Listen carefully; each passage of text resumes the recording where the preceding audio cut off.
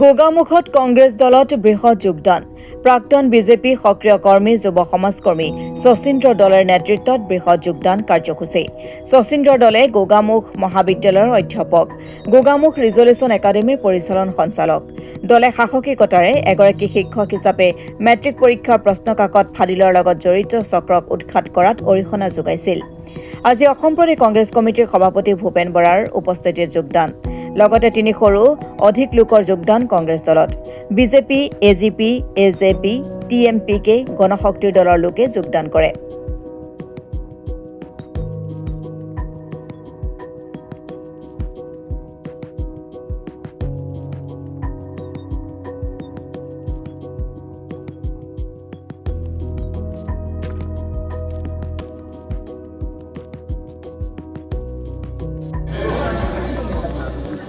কমিটিৰ উদ্যোগত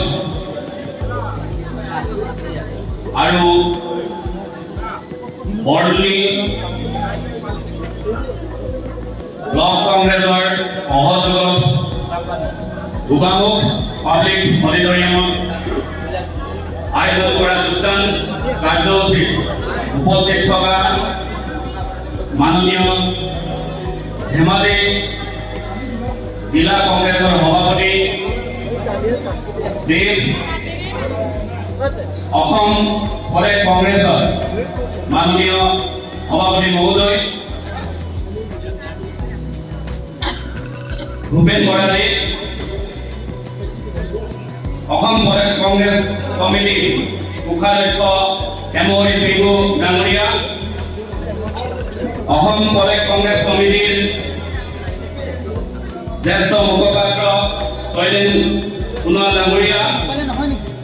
অসম প্ৰদেশ কংগ্ৰেছ কমিটিৰ সাধাৰণ সম্পাদক দেৱ চেতিয়া ডাঙৰীয়া অসম প্ৰদেশ কংগ্ৰেছ কমিটিৰ সম্পাদক জিন্দু হাজৰিকা ডাঙৰীয়া অসম প্ৰদেশ কংগ্ৰেছ কমিটিৰ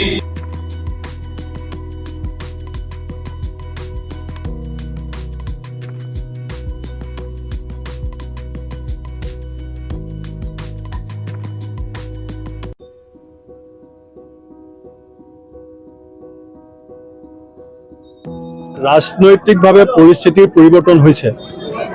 সেইটো আজি গোগামুখৰ এই অনুষ্ঠানটোৱে দেখুৱাই দিছে এগৰাকী অধ্যাপক তথা বিজেপি দলৰ যুৱ নেতা শচীন্দ্ৰ দলে ডাঙৰীয়াৰ নেতৃত্বত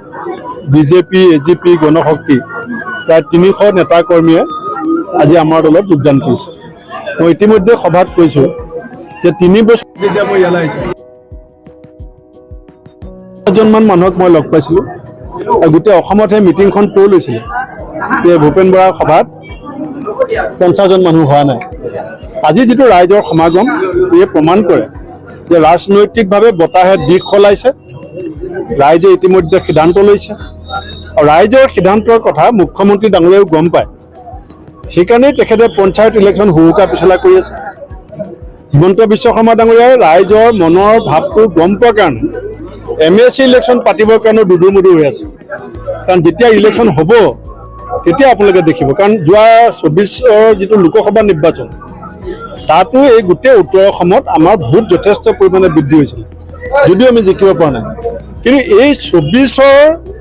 লোকসভা নিৰ্বাচনটোৱে হৈছে প্ৰথম নিৰ্বাচন য'ত ইলেকশ্যন হৈ যোৱাৰ পিছত কংগ্ৰেছৰ জনপ্ৰিয়তা বেছি বৃদ্ধি পাইছে এতিয়া আমি দেখিবলৈ পাইছোঁ যে চৰকাৰে মুখ্যমন্ত্ৰীগৰাকীৰ যে প্ৰশাসনিক দক্ষতাৰ যে অভাৱ হৈছে প্ৰশাসনিক ব্যৱস্থাটোৰ ওপৰত যে মুখ্যমন্ত্ৰীগৰাকীৰ নিয়ন্ত্ৰণ নাই এই কথাটো 100% বিশ্বাসযোগ্যভাৱে প্ৰতীয়মান হৈছে কাৰণ তেওঁ বিভাগবিলাকে পইচা খৰচ কৰিব পৰা নাই পইচা চৰকাৰে ঘূৰাই বিচাৰিবলগীয়া হৈছে তাৰমানে পইচা আপুনি দিছিলে বিভাগে পইচা খৰচ কৰিব নোৱাৰে বিভাগৰ যদি যোগ্যতা নাই বিভাগৰ যদি পইচা খৰচ কৰা সামৰ্থ্য নাই তাৰ কাৰণে মুখ্যমন্ত্ৰী যোগ্য হ'বনে নহয় অসমত হোৱা প্ৰতিটো ভাল কামৰ কাৰণে যেনেকৈ চৰকাৰে ক্ৰেডিট ল'ব বিচাৰে তে বেয়া কামবিলাকৰ ডিছক্ৰেডিট ল'বলৈ আপুনি কিয় পিছুৱাই গৈ যায় কালি কৈ আছে যে আমাৰ অসম ভালেই চলি আছে আমাৰ একো আৰ্থিক প্ৰব্লেম হোৱা নাই অসমৰ সাধাৰণ পৰিয়ালবিলাকৰ যেতিয়া আৰ্থিক সমস্যা নাথাকে যে তেওঁলোকে কি বেংকৰ দুৱাৰে দুৱাৰে ভিক্ষাৰ জুলুঙালৈ ধাৰ বিচাৰি ঘূৰি ফুৰে নেকি যদি অসম যদি আৰ্থিকভাৱে জুৰুলা হোৱাই নাই, অসমত যদি আৰ্থিক বিশৃংখলিত পৰিস্থিতি হোৱাই নাই, তে আপুনি 22 দিনত 2250 কোটি টকা লোন কিয় লৈ আছে? যদি ইমানেই আপুনি চলাব পৰা হৈছে, তে 1,54,000 কোটি টকা ধাৰত অসমখনক আপুনি কিয় ডুবাই আছে? কথা কৈছে যে এতিয়া অসমত এই নিবনুৱা সংস্থাপনহীন যুৱকৰ কথা কোনো নপতা হৈছে। মই গোগামুখৰ আপোনাৰ নামটো কি? বিপ্লৱ ভূঞা ডাঙৰীয়া এগৰাকী সাংবাদিক, বিপ্লৱ ঠেঙাল ডাঙৰীয়া এগৰাকী সাংবাদিক পাইছোঁ আজিলৈকে, যোনে মানে অসমৰ সংস্থাপনহীন প্ৰায় 32 লাখ যুৱক যুৱতী লৈ পেলাই প্ৰশ্ন উত্থাপন কৰিছে। আমি কংগ্ৰেছ দলে কেৱল চৰকাৰী চাকৰি নহয়, আমাৰ ৰাজ্যখনত সংস্থাপনৰ যিমান সুবিধা আছে, আজি অসমত যদি অকল আপুনি কণীৰ কথা কয়, এতিয়া 80 লাখ টকাৰ কণী দিনটোত বিক্ৰী হয় অসমত, তাৰে 30 লাখ টকাৰ কণী অসমে ঘৰুৱাভাৱে উৎপাদন কৰে, 50 লাখ টকাৰ কণী বাহিৰৰ পৰা আনিব লাগে। এইবিলাক ক্ষেত্ৰত আজি অসমৰ বিজেপি চৰকাৰখনে কোনো কাম নকৰে। স্কিল ডেভেলপমেণ্টৰ যিবিলাক চেণ্টাৰ খুলিছিলে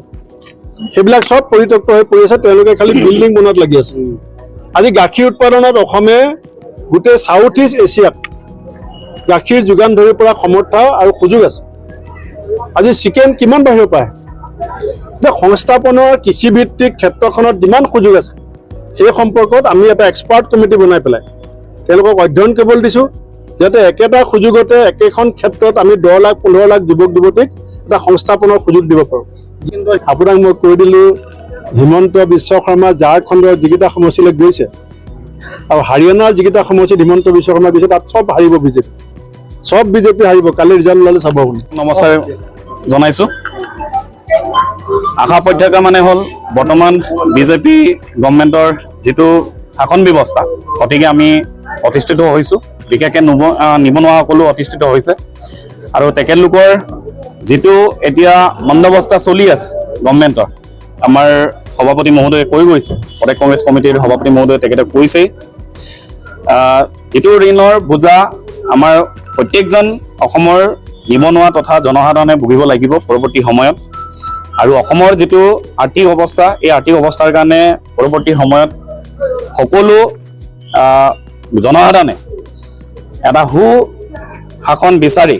নিশ্চয় পৰৱৰ্তী সময়ত কংগ্ৰেছ দলক আসনত অধিষ্ঠিত কৰিব। আৰু আমি আশাবাদী এইখন গভৰ্ণমেণ্টক আমি ওপৰাই পৰৱৰ্তী সময়ত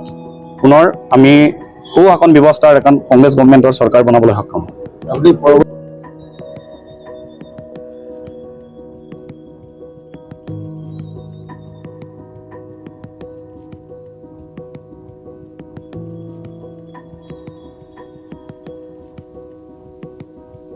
Bureau Report, Assam Today.